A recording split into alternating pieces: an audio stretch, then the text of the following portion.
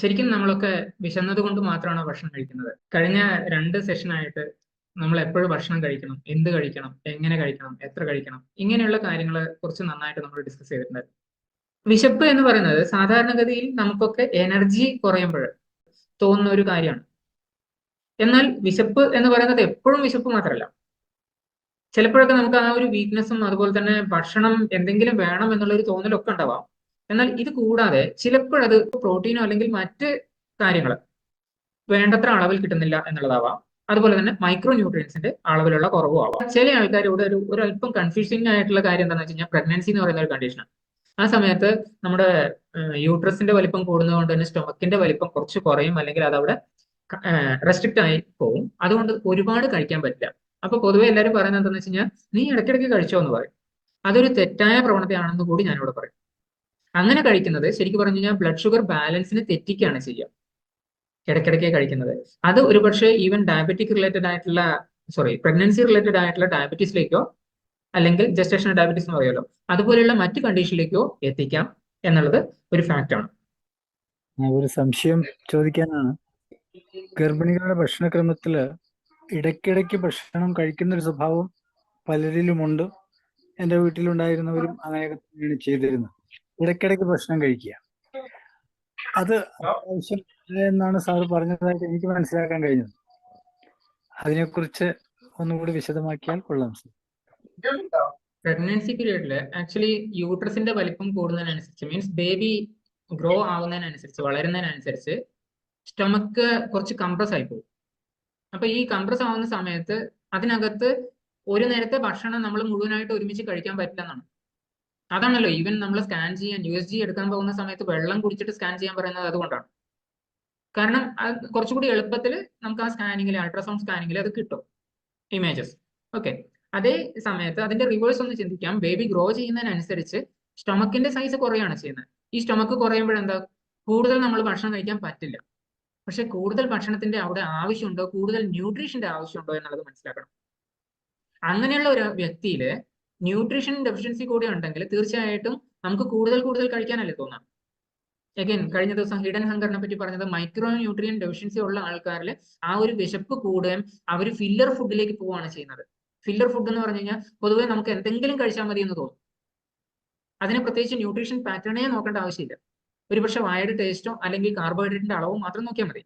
അപ്പൊ അത് അങ്ങനെയുള്ള ഫില്ലർ ഫുഡ് കഴിച്ചിട്ട് നമ്മൾ വയറ് കൂടുതൽ നിറക്കുന്നതിന് പകരം ആൾക്കാർ എന്താ പറയുന്നതെന്ന് വെച്ച് കഴിഞ്ഞാൽ, ഓക്കെ നിങ്ങൾ കുറച്ച് കഴിച്ചോ, പിന്നെ 1 മണിക്കൂർ അല്ലെങ്കിൽ 2 മണിക്കൂർ കഴിഞ്ഞിട്ട് വീണ്ടും കഴിച്ചോ.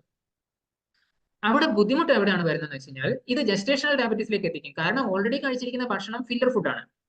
നമ്മുടെ ശരീരത്തിന്റെ കോശങ്ങൾ കൂടുതൽ ഉണ്ടാക്കാൻ ആവശ്യമുള്ളത് പ്രോട്ടീനാണ്.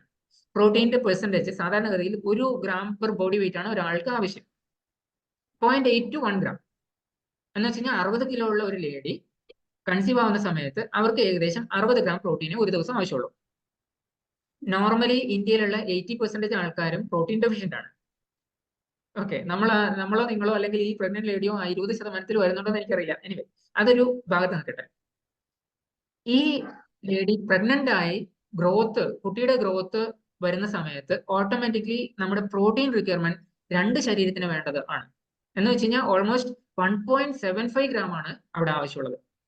60 ഗ്രാമിന് പകരം ഇപ്പോഴാവശ്യമുള്ളത് ഓൾമോസ്റ്റ്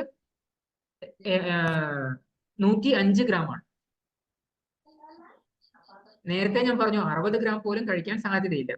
അവിടെ 105 ഗ്രാം പ്രോട്ടീൻ ആ ശരീരത്തിലേക്ക് എത്തുന്നില്ലെങ്കിൽ തീർച്ചയായിട്ടും വിശക്കുകയാണ് ചെയ്യാം. ബട്ട് ആ വിശപ്പിന് പകരം നമ്മൾ കഴിക്കുന്ന എന്താണ്, ന്യൂട്രീഷൻ അധികമൊന്നും ഇല്ലാത്ത കാർബോഹൈഡ്രേറ്റ് അടങ്ങിയ ഭക്ഷണം മാത്രമാണ്.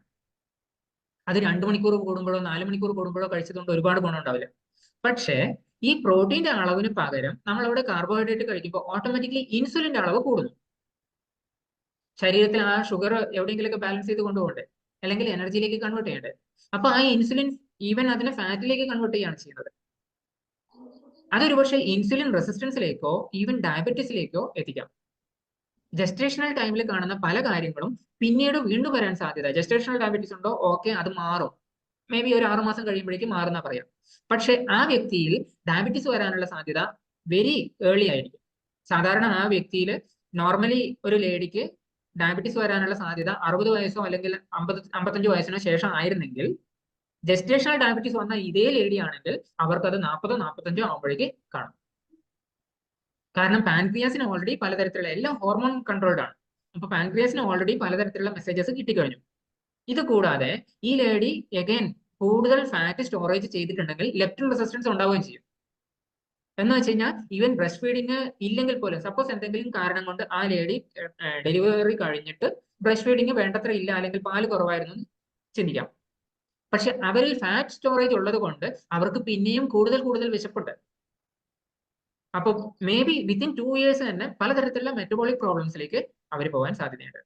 പ്രഗ്നൻസി ആൻഡ് ബ്രസ്റ്റ് ഫീഡിങ് ടൈമിൽ പെർട്ടിക്കുലർലി ബ്രസ്റ്റ് ഫീഡിങ് ആണെങ്കിൽ വെള്ളത്തിന്റെ അളവ് കൂട്ടേണ്ടത് അത്യാവശ്യമാണ്. വെള്ളത്തിന്റെ അളവ് എഗൈൻ ഇവിടെ ഞാൻ പറയാ, നേരത്തെ ഒരു സ്ലൈഡിൽ സൂചിപ്പിച്ചിട്ടുണ്ടായിരുന്നു, പ്രഗ്നൻസി ആൻഡ് ബ്രസ്റ്റ് ഫീഡിങ് ടൈമിൽ ഇടയ്ക്കിടയ്ക്ക് ഭക്ഷണം കഴിക്കാൻ വേണ്ടിയിട്ടാണ് പറയുന്നതെങ്കിൽ അവിടെ ഒരു തെറ്റിദ്ധാരണ വന്നിരിക്കുന്നത് കൊണ്ടാണ്. ഈ തെറ്റിദ്ധാരണ മാറ്റാൻ വേണ്ടിയിട്ട് ചെയ്യാൻ പറ്റുന്ന ഏറ്റവും നല്ല കാര്യം, എപ്പോഴൊക്കെ ബ്രസ്റ്റ് ഫീഡിങ് ചെയ്യുന്നുണ്ടോ അപ്പോഴൊക്കെ ഒരു 200 to 250 ml വെള്ളം കുടിക്കാൻ നോക്കുക എന്നുള്ളത്.